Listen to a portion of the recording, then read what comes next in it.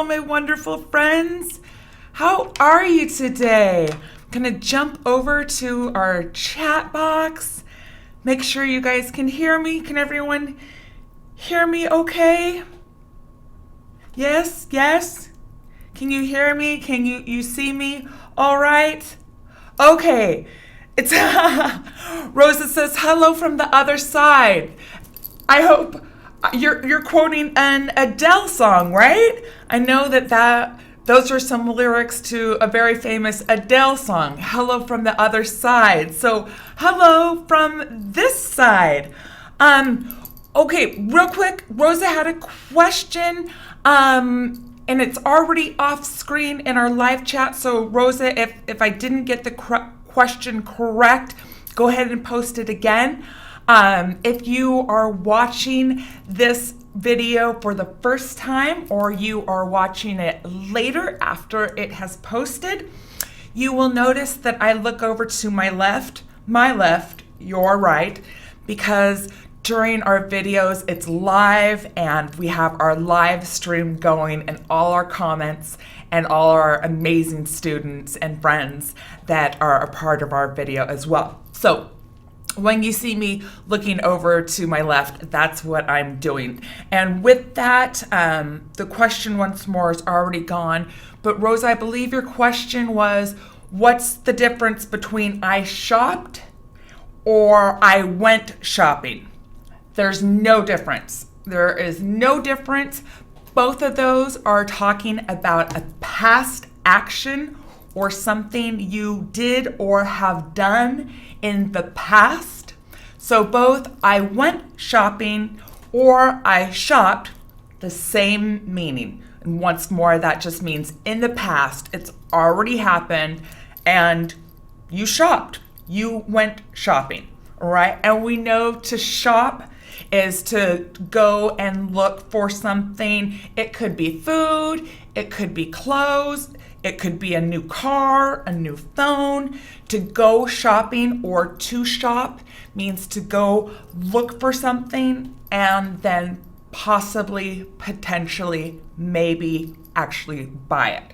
So again, to say I went shopping or I shopped, either one of those, perfectly fine, exact same meaning. So wonderful question, Miss Rosa, as always. You guys always have such good questions and such great comments. So looking over, seeing a lot of our usual friends, our usual viewers. Oh, Ali, I think you are a new student, Ali, correct? Ali Hader. And so very excited to have you. As always, the French Leo, Steve, Rosa, Nora, Dari. Wonder if Nandish maybe will sign on soon. Yes, it's so wonderful. It really, I know that I always say it, but it's because it is absolutely true. It really, I come in, Aviv, hello Aviv, yes, and again, Dari, all my wonderful students. As I was saying, every Tuesday morning, I have to wake up early, I have to get to work early, but I'm always really excited. And once class actually starts, it makes my heart happy. It makes me truly, truly happy to see all my wonderful friends and students sign on, and it's just incredible and really, really a cool thing. We know that cool is slang or informal English that means great or good or fantastic. So it's always a cool thing for me, for us to come together from all over the world. Technology is pretty incredible, isn't it? The fact that I can be here in Spokane, Washington, and talking to all of you literally all over the world. So with that, as I always say, because we are all over the world, good morning, good afternoon, good evening, or good night, wherever you are. I am so glad that you are able to join us today for our English lesson. If this is your first time joining, or once more you are watching the video later after it's already posted. My name is Abby. I am a teacher here at SCEL, which is the Spokane College of English Language in Washington State and the United States.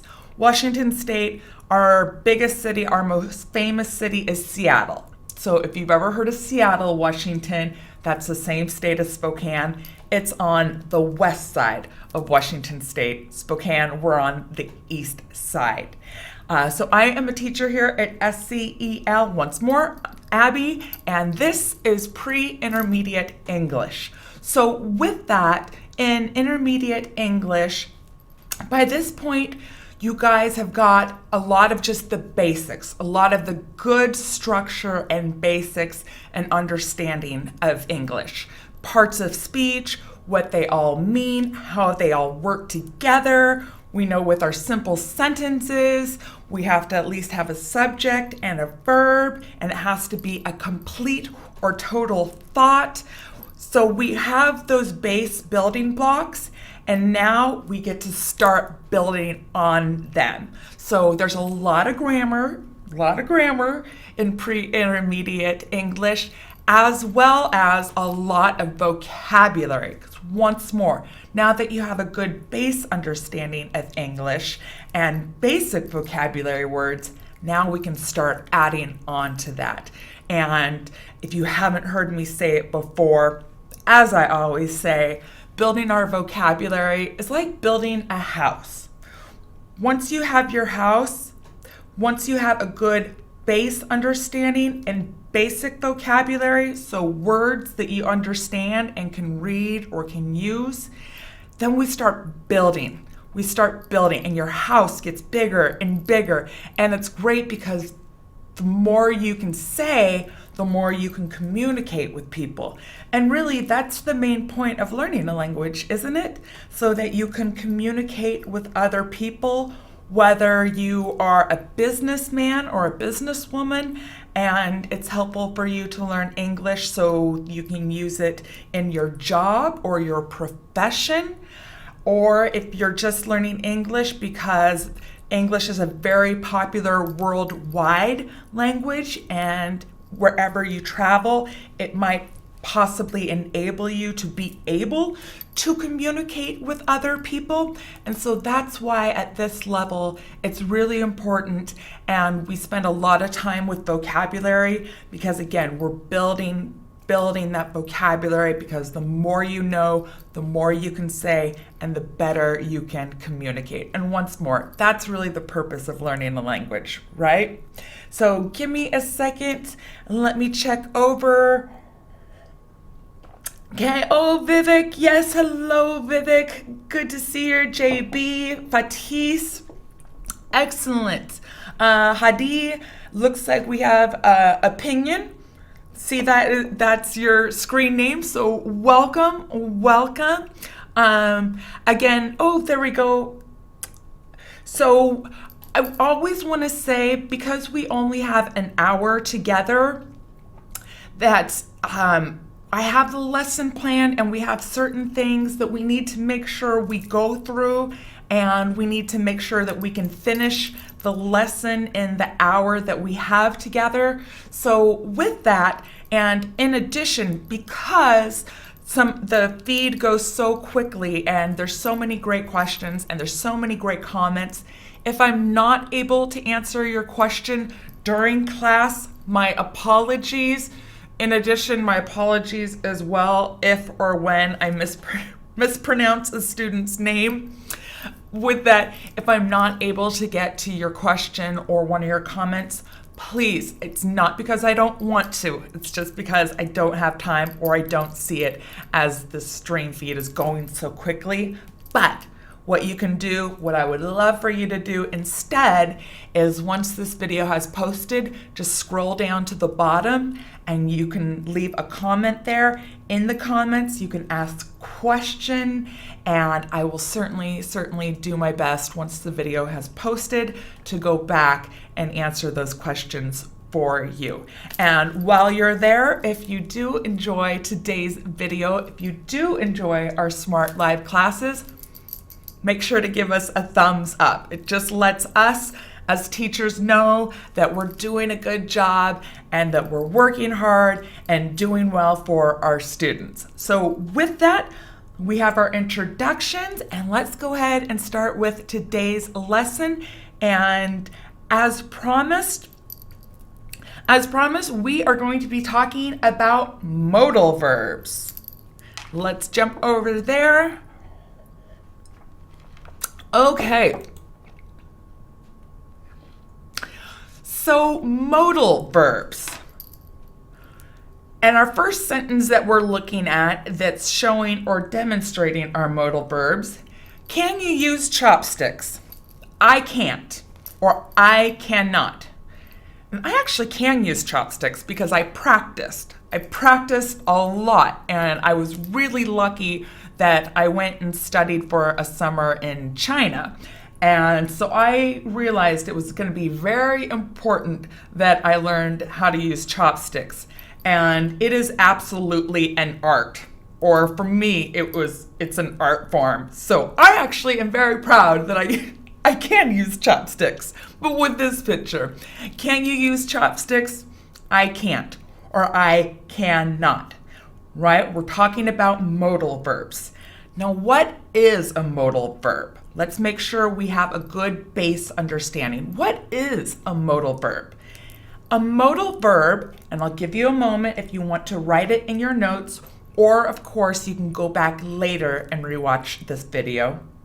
A modal verb is an auxiliary verb that expresses, it shows, an auxiliary verb that expresses necessity, so something is necessary, meaning it needs to happen, or it should happen, or we really hope it will happen. So it's an auxiliary verb that expresses or shows necessity or possibility. So it's possible that something could happen. It might be a little possibility, so it might possibly rain. There might be a small possibility that it will rain. It could also be a large or a big possibility that I'm almost certain it will rain. Now, we can never be absolutely positive with weather, but we can say there's a high possibility that it most likely will happen. So that is with our modal verbs. They are auxiliary verbs that express or show a necessity or a possibility. Well, okay, if they're auxiliary verbs, let's go back and make sure we remember and know what auxiliary verbs are. Auxiliary verbs are used in forming tenses, right? We know that we have the past tense, so shopped, shopping, it already happened. We know we have the present tense, so what is happening, what is taking place at this very moment. And then we have the future tense, so what will happen, what is going to happen in the future, right? So again, for your notes, modal verbs are auxiliary verbs that express necessity or a possibility. And with that, an auxiliary verb is a verb used in forming our tenses, past, present, future. Got it? So that's our modal verbs. And going down.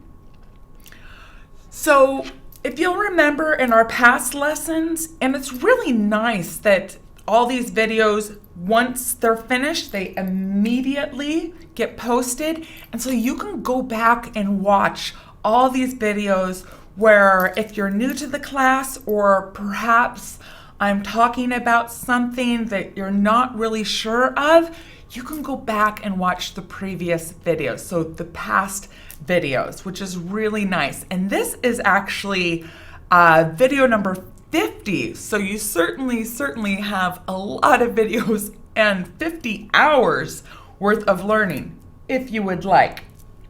So again, with that, if I'm ever using terms or talking about something you're not sure of, you can just go back and watch the other videos. But we'll do just a quick review to make sure that we're all we would say on the same page. So we all have the same understanding. So previously, we've talked about will, may, or might when we're talking about the future. And will, may, and might are our modal auxiliary verbs. So let's just do a quick reminder on will, may, or might. We use will when we are making decisions or we are making plans, and we're talking about the future. So our first example, I'm hungry, me too. Okay, I will start dinner.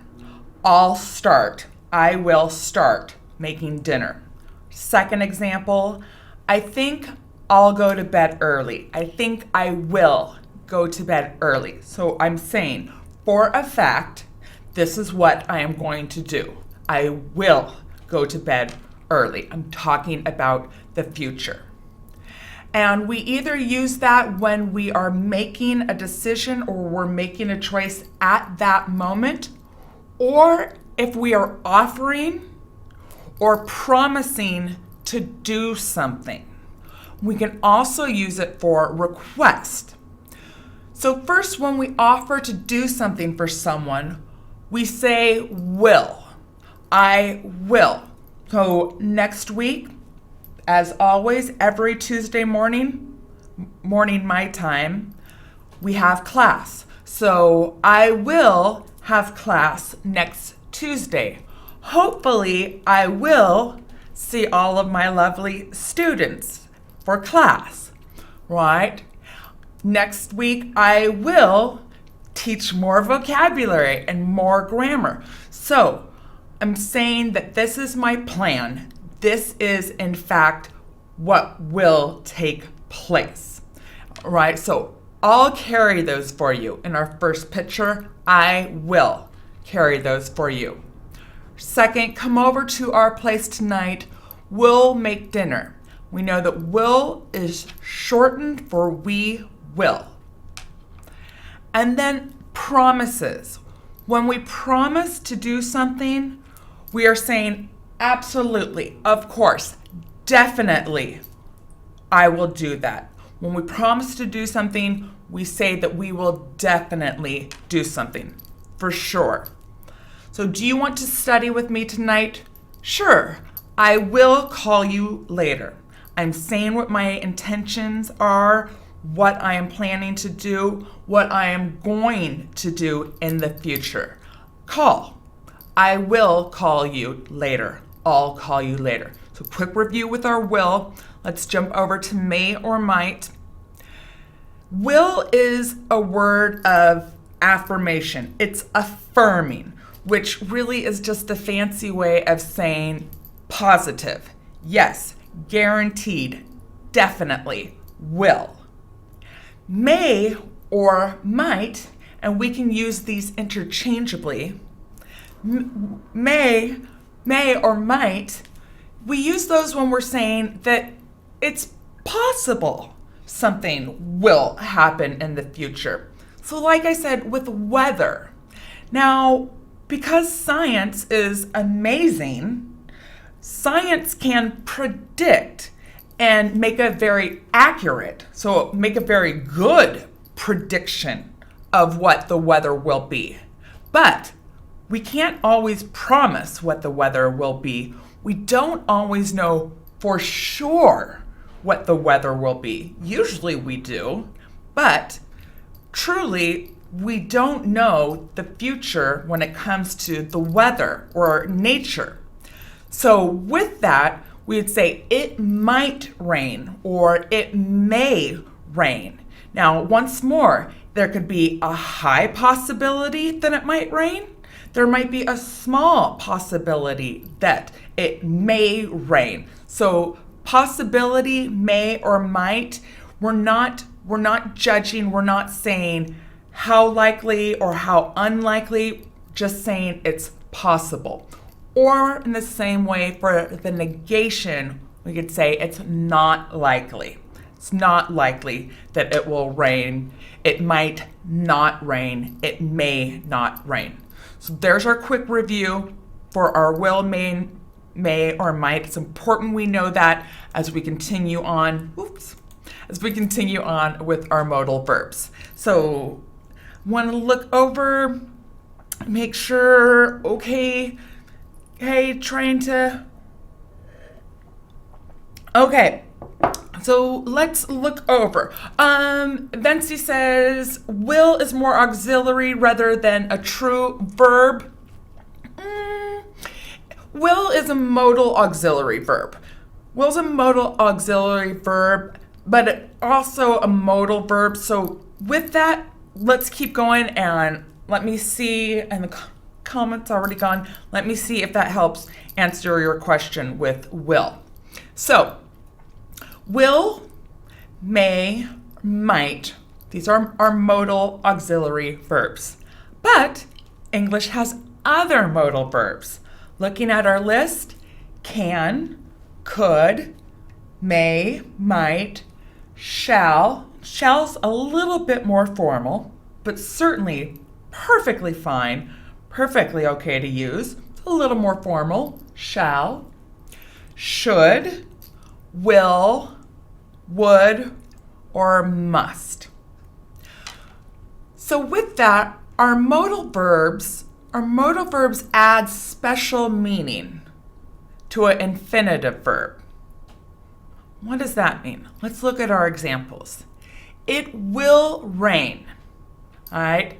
And again, we can never say for certain what the weather will do or what nature will do, but if we walk outside and there's black clouds and we hear thunder and we see lightning, we can be pretty sure, almost to the point of being positive, that it will rain.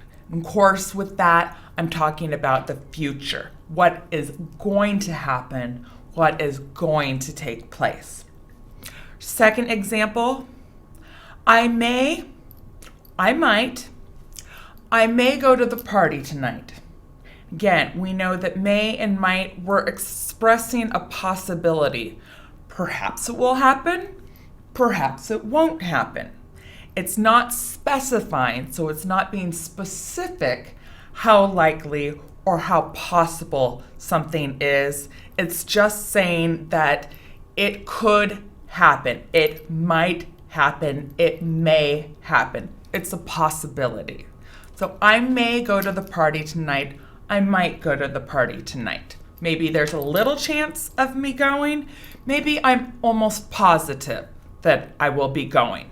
Either way, it's a possibility. I may, I might.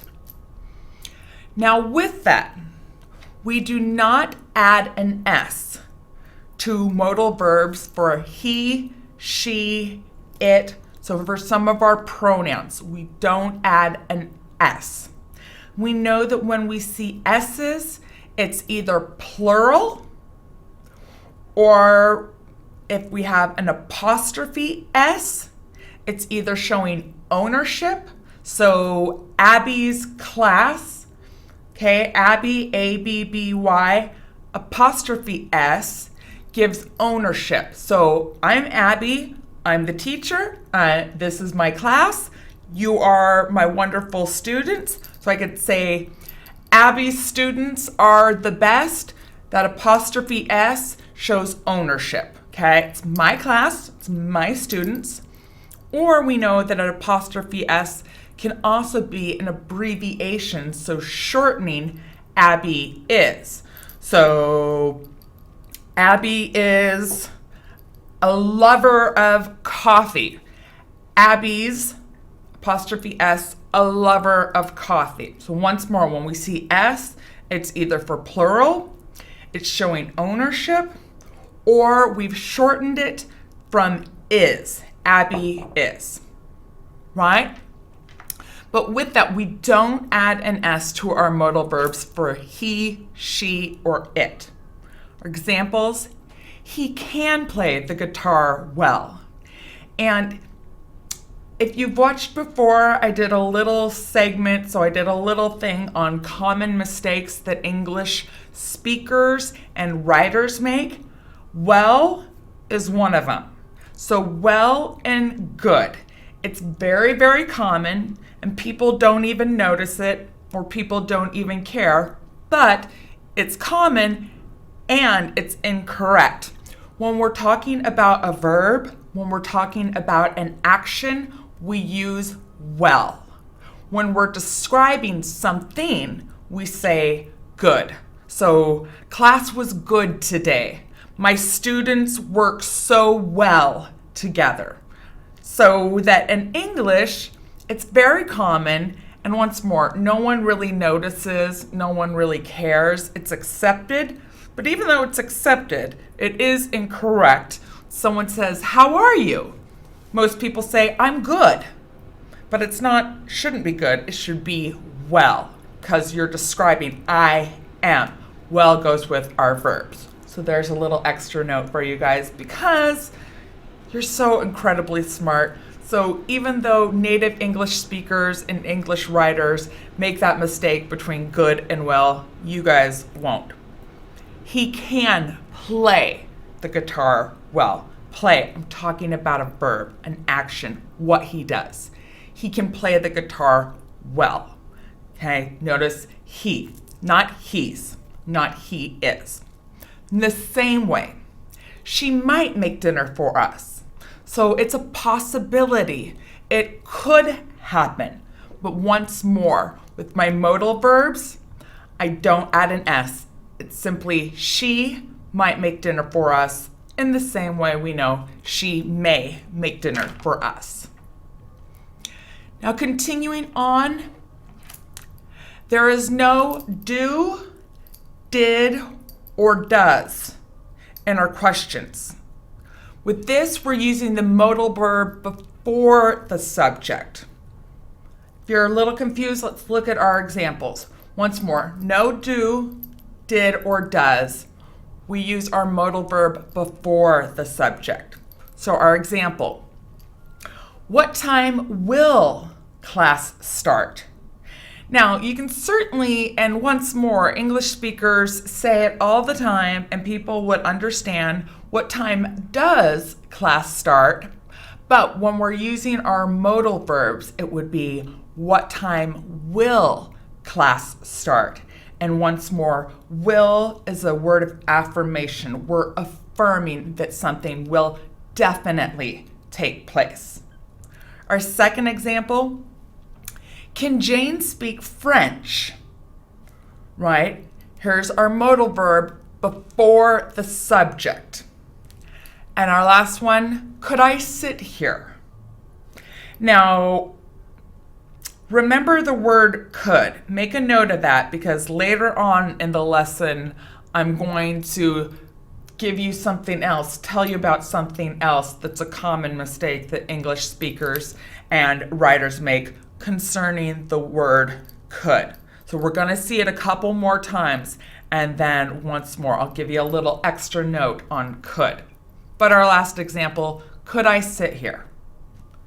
Continuing on.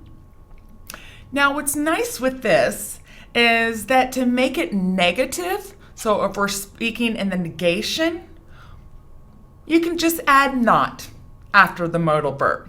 So, I will not like that kind of movie. I won't. And if that's not familiar to you, going from will not to won't, watch video 48, I believe, 48 or 47, or both of them. We talk about will, won't, and the way we use will once more for past tense, how that shortens. So I will not is the same as I won't. I won't like that kind of movie. I will not like that kind of movie. It may not be so cold outside. We know it might not be so cold outside. Last one, we couldn't find a hotel, right? So once more, if we're making it in the negative, the negation, it's simple. Just add the word not, except for with cannot. And I always apologize to my students, and I say, English is crazy sometimes, and I know that it's crazy sometimes, and I'm sorry. I apologize that sometimes English is crazy. And sometimes we say, this is the rule, except for this time. And with that, know that cannot is one word. So will not, could not, those are two words. Cannot is one word. We'd say it's special. So again, my apologies. There's another way that English is a little bit crazy sometimes. But I will not like that kind of movie. I won't. It might not be so cold outside. We couldn't find the hotel. But just make note that cannot, it's one word. All right, now ability. Give me one moment. Get some coffee. I want to check over. Oh, Rosa asks, why do we say that kind of movie instead of that kind of movies? Because movies is plural, so we would say those kind of movies. So that kind, we're talking about specific movie. So romantic movies. I don't really like that kind of movie. And I know romantic movies are very popular, but I don't really like those kinds of movies. I really like scary movies. I like to watch scary movies, but then I get home and I have an old house. Well, it's old in America. Traveling around, I know that there's so many countries that have ancient history, but in America, 100 years old is considered old for a house. So I love scary movies. I love those kinds, plural, of movies. But then I always get home to my house, and if I'm going to bed and I hear a noise, I'm scared because, of course, it's a ghost, or of course, it's someone hiding in my closet waiting to come and kidnap me. So even though I like those kinds of movies, usually later on, I'm mad at myself because then I get scared.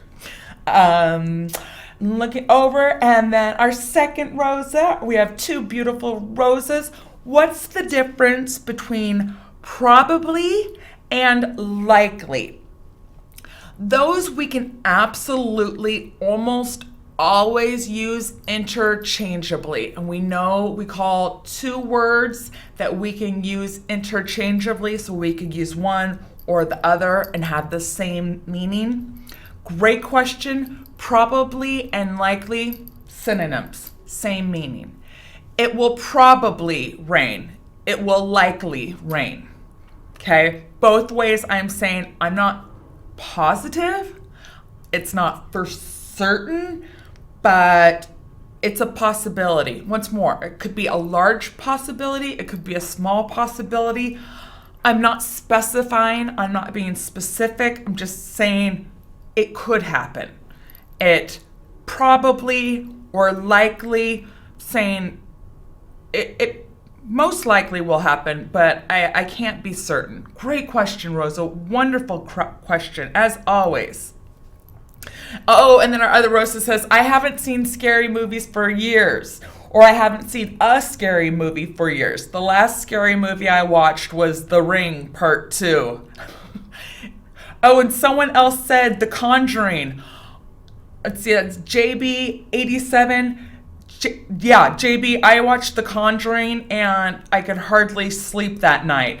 Once more, normally if I go to bed, we know old houses, they'll make noises, right? Old houses, we say they settle, okay? So the ground can shift a little bit. We know that's just nature, that's just the earth, and houses make noises. So normally, if I hear a noise in my house, I'm like, it's either my dogs or the wind or the house. But after I watch scary movies, again, when I hear noises, then I'm like, of course, it's a ghost, or it's a murderer that's waiting to attack me. So I really shouldn't watch those kinds of movies, but I do. And yeah, JB, The Conjuring, that was really a scary movie. And The Conjuring 2 was scary as well. So, and I think it's fun. I love it, you guys, when we can take little breaks from our lesson and talk about little subjects on the side, because either way, you're practicing your listening skills. If you're joining us live, you're practicing your writing skills. So really, whenever you can hear English or listen to English, it's a good thing. So I don't mind. I think it's wonderful when in our lessons we stop for a little bit. It makes it fun. All right. Leo asks, do U.S. citizens, so do English speakers, use can't or cannot? You can use either of those, because cannot is just the long way to say it. Can't is cannot shortened. So you can use either one of them, exact same meaning.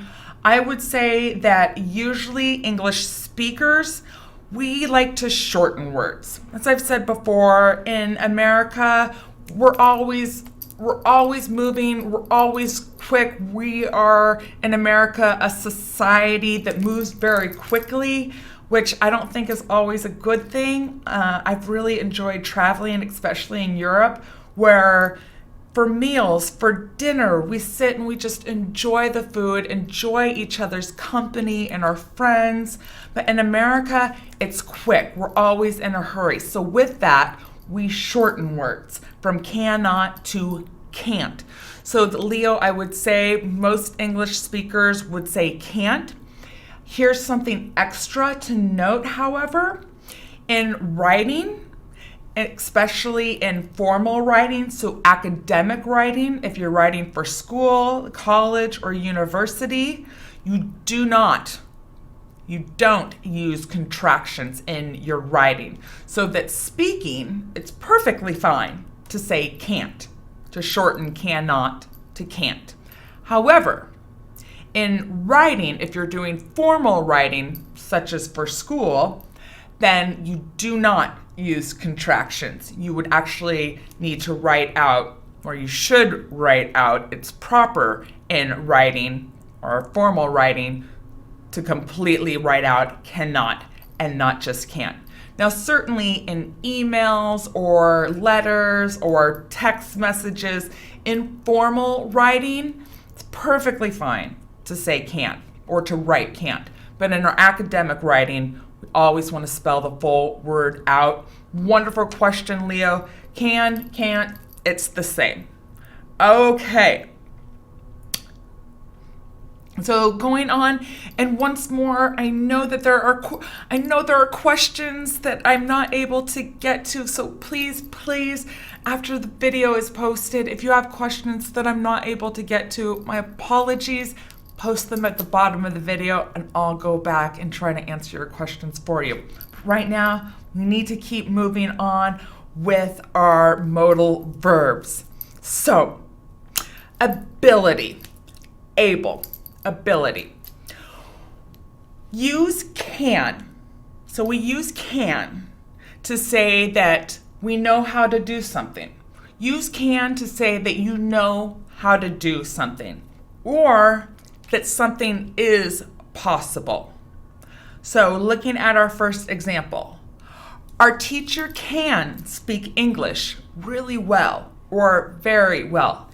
And here's well instead of good. It would not be uncommon. A lot of English speakers would say our teacher can speak English really good, but that's incorrect. It has to be well, because we're describing a verb. We're describing an action. Here, it's speak. So well. We use can to say that we know how to do something, or someone else knows how to do something. Also, once more, to say that something is possible. So our teacher can speak English really well. I cannot speak French very well. So I know Leo, you are fantastic. So I'm sure that if I ever wanted to learn French, which of course I would, Leo, I'm emailing you and asking you, my friend, because as it is, I can't speak French really well or very well. Again, we use well when we're talking about a verb, when we're talking about an action. We use good when we're just describing something. Our second example, can you play the piano? So I'm asking, is it possible? Are you able to? Can you play the piano? Our third example, can you come to the party? So I'm asking if it's possible. It may not be possible because maybe I'm having dinner with my parents. So it's not possible that I can come. I cannot come to the party. I can't come to the party. But if my friend was asking, can you come to the party? They're asking if it's possible, if it's a possibility. And then our last one. And here's, of course, cannot is one word. If we wanted to short it down for our contraction, it would be can't. We cannot understand. We can't understand. Right? So once more, when we're speaking about ability or being able, whether it's ourselves or someone else, or a possibility that something may or may not happen, or may or may not be possible, we use can. Now, since we know we're talking about tenses, past, current, future, we use could. So could is the past form of can.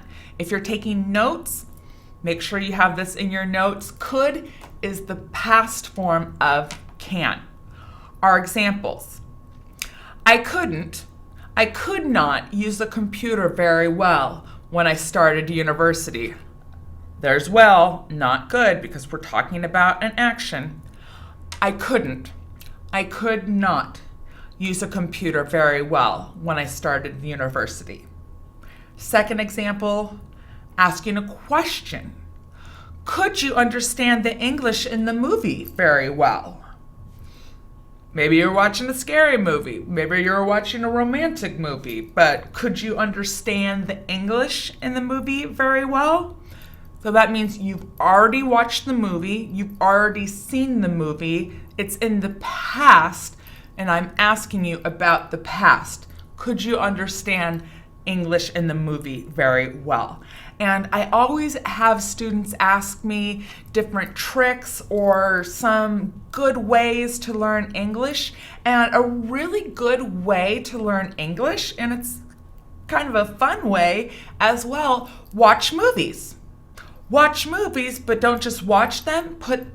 We would call them subcaps or subtitles on, where you can also read what is being said in the movie.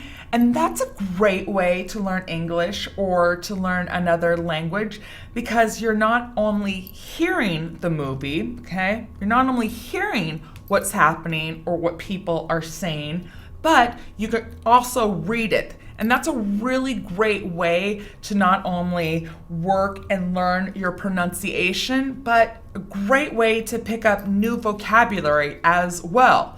And a lot of times there's some good slang or informal words that are used in English movies as well. So that's always kind of a fun extra. So if you cannot understand the English in a movie very well, maybe try putting on the subtitles so that you can both hear and see the English, read the English. All right, continuing on. Request. So asking for something or asking a question, making a request. We say, can you or could you to ask people to do something for us. And when we use this in this usage, could does not have a past meaning. There you go. There's one more way. My apologies that English is crazy. So can be the past tense of can. We also can use could to ask people to do something for us or ask if something is possible. And this is very similar as we looked over and we did a quick review at the beginning of this lesson. This is very similar to will or will you, right? And when we're making polite requests, we're being a bit more formal. And either way, any of these ways are perfectly fine. No one's going to think you are being rude. No one is gonna think that you're being too formal. Any of these are fine. We can also use will or would, a little bit more polite, but once more, any of them are perfectly fine. So let's look at our examples. Using all of those, we know that can, could, will, would. Can you give me a hand? And give me a hand, we know we're not just talking an actual hand, it's a way of asking, can you help me? So to lend a hand or to give a hand is to help. So if I'm asking, can you, will you, could you, would you, can you give me a hand? Asking, can you help me? Our second example, our picture, can you call me later? Or will you call me later? Could you call me later? Would you call me later? Last, our example here, our third picture. Can you lend me $5? So lend means to give, but not just to give, that's the end, but to give someone money, or you can lend anything. May I lend could you lend me your cell phone? Could you lend me your laptop? Right, it's not just money, but lend means to give to someone, but you understand that later you're going to get it back. So lend is not just give, it's give with the understanding, with the knowledge that you will later get it back. So if someone asks you, can you lend me $5? Means you're giving them $5, but later they'll give it back. All right, so can you lend? Will you lend? Could you lend? Would you lend? Need $5? Now, can you and will you are casual but polite requests. Could you, would you are the most polite. But once more, I want to make sure you guys understand that any and all of these are perfectly fine to use. You can use can you, will you, could you, would you, and no one is going to think that you're being too informal or that you're being too formal or too polite. They're all perfectly fine with English speakers. So our first one, can you tell me the answer for number 2? So again, can, I'm asking if it's a possibility. So make note with this, okay? Make note because I'm going to give you a little bit of distinction. So just a little way that can, could, will, would are different. First, we'll go through our examples. Can you tell me the answer for number 2? Second one, will you open the window? Third picture and example, could you pass me the salt? And our last one, would you give me a hand? Now here's a distinction that it's just one of those so you know. So you know, there is a little bit of difference. You can use any of them, you can use them interchangeably to ask, but the one little difference is, can you tell me the answer for number 2? You're asking if it's possible. Is it possible? Maybe I'm not done with the first question. So no, I can't tell you the answer for number 2. I haven't done number 2. So could, you're asking if it's a possibility. Will, you're asking for an affirmative. Will this happen? Yes or no? Let me give you the little distinction. Could I sing? Could I sing? Let's see, we have 9 more minutes in class. Could I sing for the rest of class?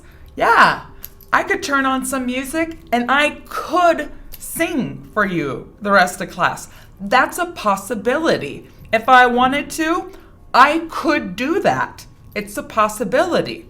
Now, will I do that? Or would I do that?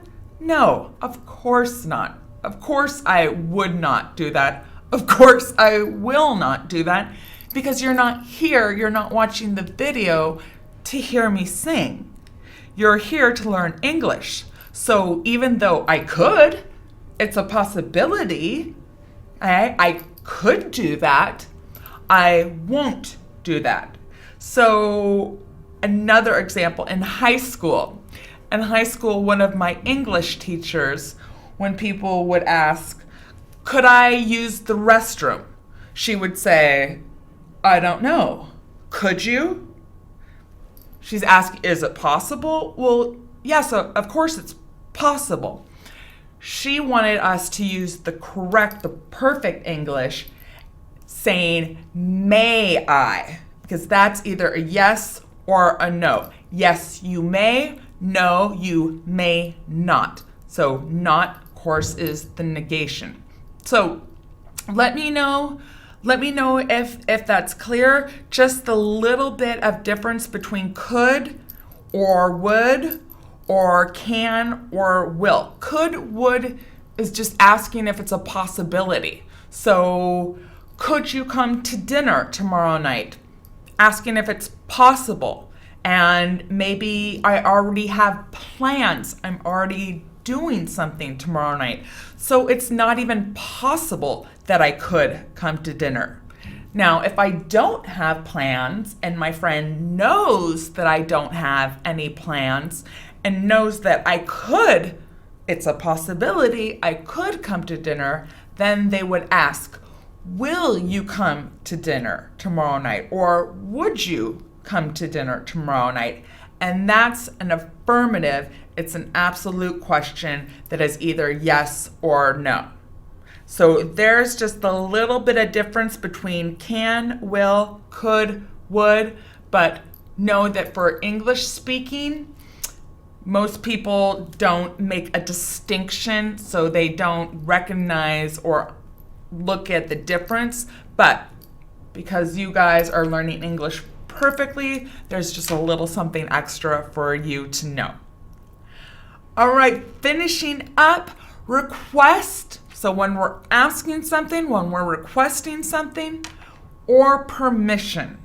Right? Perhaps we're asking for permission. If it's permissible, if it's okay. May we? Could we? So to ask for permission or to request to do something, so can I go to the bathroom? Could I get a drink of water? May I use your laptop? To ask for permission or to request something, English we say, can I? Could I? May I? And once more, can is casual, could is polite, may is the most polite. As always, as I said before, you can use any one of these and no one is really going to think that you're being too casual or that you're being too formal or too polite. You can use any of them. So our first question, can I borrow this? All right, hopefully just lend. Can you lend me some money? Second one, could I take a break? So asking, is it possible? Because maybe it's not possible. So we see in this picture, these two gentlemen they're building a road. or they're building a sidewalk. So the one is asking, could I take a break? And maybe no, it's not possible at that point because they have to finish. They have to get it done. So he's asking, is it a possibility? Could I take a break? Can I take a break? May I take a break? If he was asking, may I take a break, it would either be yes or no. It's in the affirmative.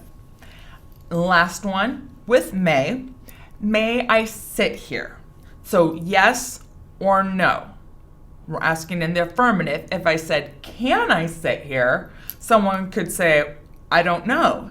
Can you? Because with that, we're asking if it's a possibility. Now, most people would not say that, but they could say that because the proper way would be, may I sit here? It's a yes or a no. So again, may or will. Could I sing for the rest of class? Yeah, I could. It's a possibility. Will I or would I? No, of course not. All right.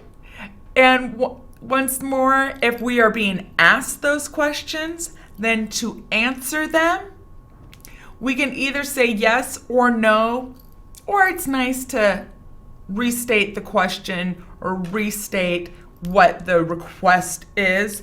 Yes, you can. Yes, you could. Or yes, you may. Sure, go ahead. Of course, anything, if we're answering in the affirmative, yes, of course, sure, absolutely. If we're answering in the negative, no, you may not. Our positive or our negative when we're answering these questions, yes, you can, no, you can't. Yes, you could, no, you couldn't. Answering either in the affirmative or the negative with can, could, or may. So that's a lot of grammar today.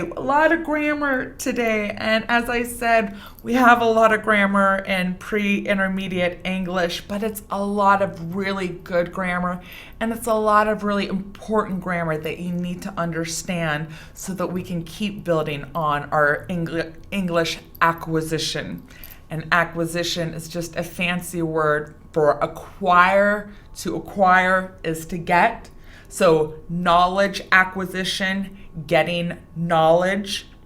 We have just a couple more minutes for class. So the French Leo asked, Abby, is the word may a bit too polite? No, it's not. It's not.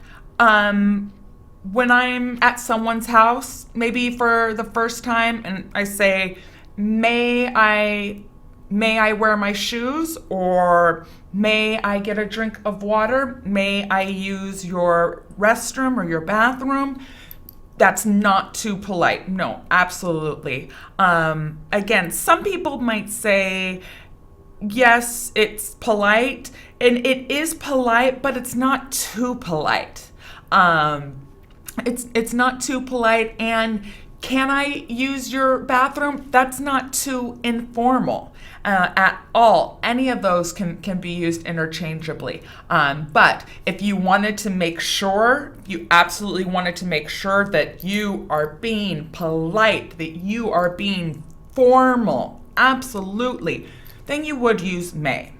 But yeah, great question, Leo. Any of those can be used interchangeably, although can or could is a little bit more informal. It's not too informal. And although may is a little bit more formal and polite, it's not too formal or too polite. Great question, Mr. Leo. And so, and Venci, my apologies if I'm mispronouncing your name. Venci says, my English teacher in Bulgaria. So hello in Bulgaria. My English teacher in Bulgaria has always said that modals are the most difficult topic in English grammar.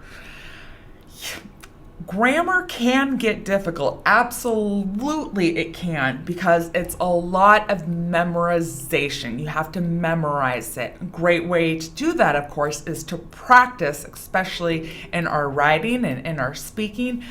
But there are a lot of difficult parts of grammar. That's why I really hope that you find these videos helpful. And I agree with your teacher. It is one of the most difficult parts of English. So with that, if you still have some questions, please go back and watch this video again, and hopefully maybe watching it for a second time, there'll be different notes or maybe something that you didn't hear, or we would say you didn't catch the first time. Or, as I said before, please, if I was not able to get to your question, but you have questions that you simply must know the answer to, once this video is posted, go to the bottom, go to the comments, ask your question. I'll do my best to answer and get back to you. And once more, while you're there, if you enjoyed today's video, give a thumbs up. So with that, I have to get ready for class today. So if you guys would like the video, give a thumbs up. And as a teacher, I give you guys a thumbs up. I give you all thumbs up all over. You guys are fantastic.